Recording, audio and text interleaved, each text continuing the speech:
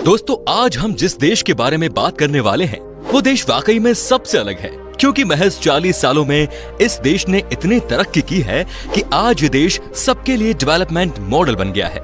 आज के दिन इस देश में कोई गरीब नहीं है। इस देश में टूरिज्म इतना बड़ा है कि देश की आबादी से कई ज्यादा लोग इस कंट्री की सैर करने आते हैं। कहा तो ये भी जाता है कि दुनिया में सबसे पहले इंसानों का वास इसी देश में हुआ था। तो चलिए फिर बिना देर किए शुरू करते हैं आज का नया एपिसोड और जानते हैं वन एंड ओनली ओमान देश के बारे में।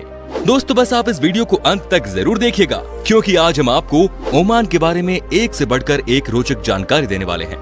दोस्तों, ओमान देश का ऑफिशियल नेम है सल्तनत ऑफ ओमान और ये एशिया का सबसे बड़ा देश है और इसका इतिहास भी बहुत पुराना है।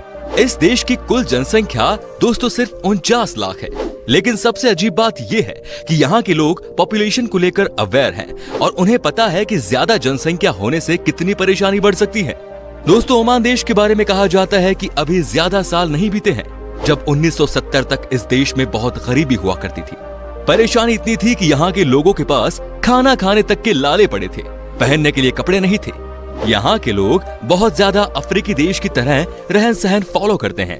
लेकिन आपको बता दें कि 1970 में एक चमत्कार हुआ और उसके बाद इस देश की कहानी ही बदल गई। दोस्तों, जिस चमत्कार की बात मैं कर रहा हूँ वो कोई और नहीं बल्कि यहाँ के सबसे लोकप्रिय सुल्तान काबूस बिन का सत्ता का अपने हाथों में लेना था। उन्होंने इस देश को अपने हाथों में 23 जुलाई 1970 को लिया और उसके बाद से उन्होंने इस देश का सब कुछ बदल कर रख दिया। हालांकि सुल्तान काबूस बिन इसी साल 10 जनवरी को दुनिया से हमेशा के लिए चले गए, लेकिन आज अगर ओमान देश को दुनिया के नक्शे पर लाने का काम किसी ने किया है तो वो यही था। ओमान देश के पड़ोसी कंट्री है यूनाइटेड अरब एमिरेट्स, सऊदी अरब और यमन, लेकिन ओमान इन देशों से बहुत अलग है। ओमान इनके पड़ोसी देश वाले सिर्फ और सिर्फ तेल के एक्सपर्ट्स पर निर्भर है, लेकिन आपको जानकर हैरानी होगी कि ओमान तेल का बहुत बड़ा एक्सपोर्टर नहीं है और ये देश खजूर, मछली और कुछ अलग तरह की एग्रीकल्चर प्रोडक्ट का एक्सपोर्ट बड़े स्तर पर करता है। ओमान का बॉर्डर चूंकि साउथ में अरब सागर से जुड़ा हुआ है, इसीलिए यहाँ पर भी मछली पालन और एक्सपोर्ट का बड़ा काम होता है। साथ ही ओमान हर दिन 90,000 बैरल्स का तेल प्रोड्यूस करते हैं। ऑयल एंड नेचुरल गैसेस का भी बड़ा काम है इस देश में। दोस्तों, इतना ही नहीं, ओमान का एक और बिजनेस जो कि इस देश को धनी बनाता है वो है यहाँ लाखों की संख्या में हर साल दुनिया के लोगों का इस देश में आना। जी हाँ, टूरिज्म यहाँ का एक बड़ा बिजनेस है और इससे ओमान देश की खूब कमाई भी होती है। लेकिन ओमान में टूरिज्म को ऐसे ही बढ़ावा नहीं मिला है। इस देश के सुल्तान, जो कि अब इस दुनिया में नहीं रहे, सुल्तान काबूस बिन ने एक से बढ़कर एक हिस्टोरिकल प्लेस को डेवलप किया। इस देश के बड़े शहरों से जोड़ा ताकि अगर सैलानी आए तो उन्हें किसी तरह की कोई परेशानी ना हो। आज उनकी सोच के दम पर ओमान दुनिया भर के लोगों को अपने देश में अट्रैक्ट करने में सफल रहा। दोस्तों, कहा जाता है कि ओमान देश से ही इंसानियत की शुरुआत हुई। ऐसा माना जाता है कि दुनिया का पहला इंसान इसी देश में रहा करता था।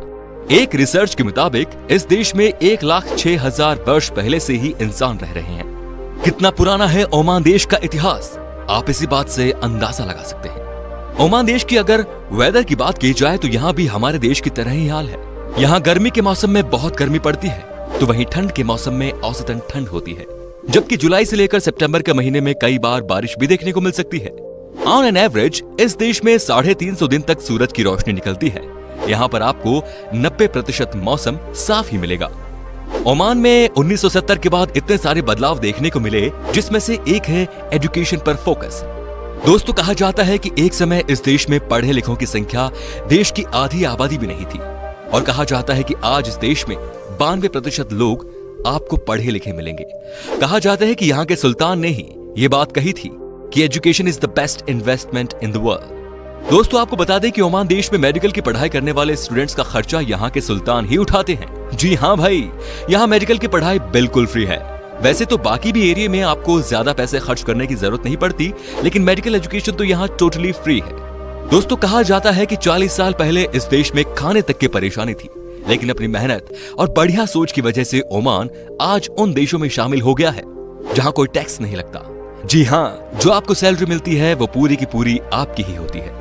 दोस्तों, ओमान देश में जैसे कि कोई बालिग हो जाता है, यानी कि 18 साल से ज्यादा का हो जाता है, तो उसे यहाँ के सरकार के द्वारा जमीन का एक हिस्सा दिया जाता है जिसे वो अपने घर बनाने के लिए इस्तेमाल कर सकता है। इतना ही नहीं, जिसके पास महीने में $1000 से कम की कमाई है उसे यहाँ की सरकार खुद ही घर बना सकती है।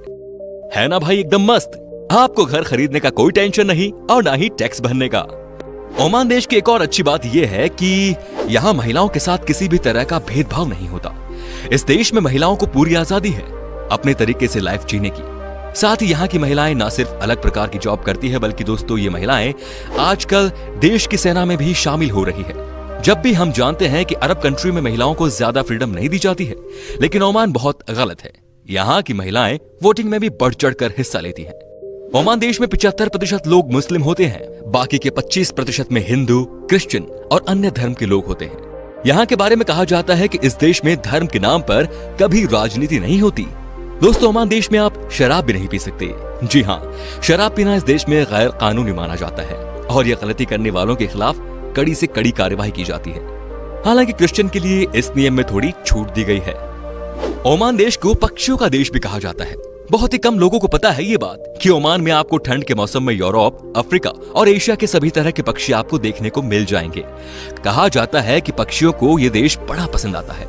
दोस्तों आजकल दुनिया में सबसे ज्यादा खतरा अगर किसी का है तो वो है आतंकवाद। लेकिन ओमान दुनिया के कुछ चुनिंदा देशों में शामिल है जहां पर आतंकवाद ना के बराबर ही है।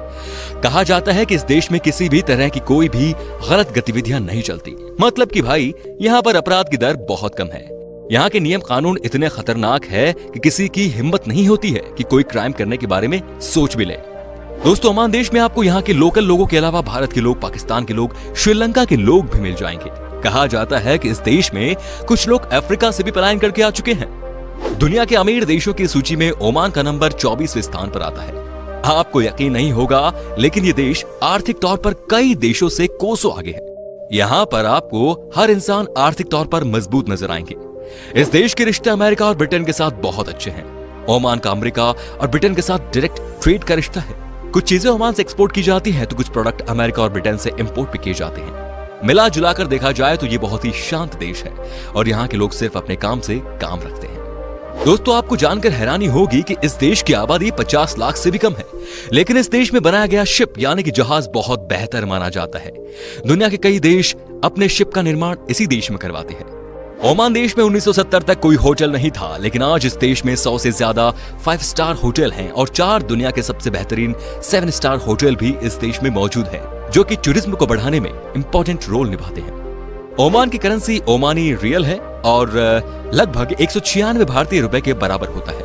तो दोस्तों अब हम आपको बताते हैं कि अगर आप ओमान जाते हैं तो आपको वहां कौन कौन सी जगह तो अवश्य घूमनी चाहिए।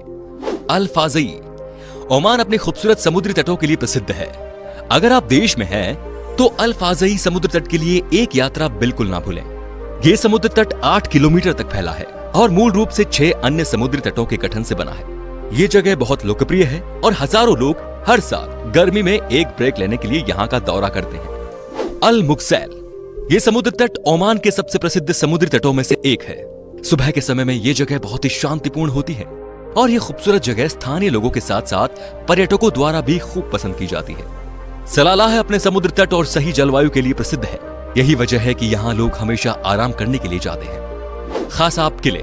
रास मुसंदम नामक क्षेत्र खसब का शहर है। दोस्तों यहाँ पहुंचने के लिए आप दुनिया की सबसे तेज नौका नाव भी ले सकते हैं, जो राजधानी मस्कट से जुड़ी है। इस किले का पुनर्निर्माण किया गया था और ये आश्चर्यजनक लगता है। दोस्तों ये शहर देखने में बहुत ही खूबसूरत है। अब बात करते हैं मस्कट की।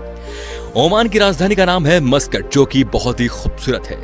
दोस्तों कहा जाता है कि इस शहर की खूबसूरती इतनी ज्यादा है कि यहाँ जो भी एक बार आते हैं वो बार बार इस शहर को विजिट करना चाहते हैं। इस शहर का इतिहास बहुत पुराना है। यहाँ के शॉपिंग मॉल से लेकर फूड विलेज तक आपके पास कई ऐसी चॉइसेस होती हैं कि जहां मर्जी आप वहां जाकर अपना दिन निकाल सकते हैं। दोस्तों ओमान में एक और चीज है जो कि वर्ल्ड पॉपुलर है, वो है समुद्री बीच पर बारकुए करना। जी हाँ दोस्तों, आपको जानकर हैरानी होगी कि लगभग हर समुद्री बीच पर आपको बारक्यू करते हुए लोग नजर आ जाएंगे। यहाँ बीच के किनारे ही लोग टेंट लगाकर अपना दिन भी काटते हैं। दोस्तों अगर शांतिपूर्ण जगह आपको चाहिए तो ओमान कंट्री आपके लिए बेस्ट डेस्टिनेशन है। दोस्तों श्रीकिया का रेगिस्तान भी ओमान की लोकप्रिय डेस्टिनेशन है। कई सारे लोग यहाँ रेगिस्तान का मजा लेने के लिए इस डेस्टिनेशन पर जाते हैं। दोस्तों आपको यहाँ पर तरह तरह की चीजें करने को मिल जाती हैं। तो दोस्तों आपको ओमान कैसा लगा हमें नीचे कमेंट में बताइए। अगर कभी गए हो ओमान तो जरा एक्सपीरियंस भी जरूर बताइए। अगर आप ये वीडियो YouTube पर देख रहे हैं तो हमारे चैनल को सब्सक्राइब कीजिए और डिस्क्रिप्शन में दी गई लिंक पे जाकर हमें Instagram पर जरूर फॉलो कीजिए। फिलहाल मिलता हूँ आपसे अगले वीडियो में। Till then bye bye and take care.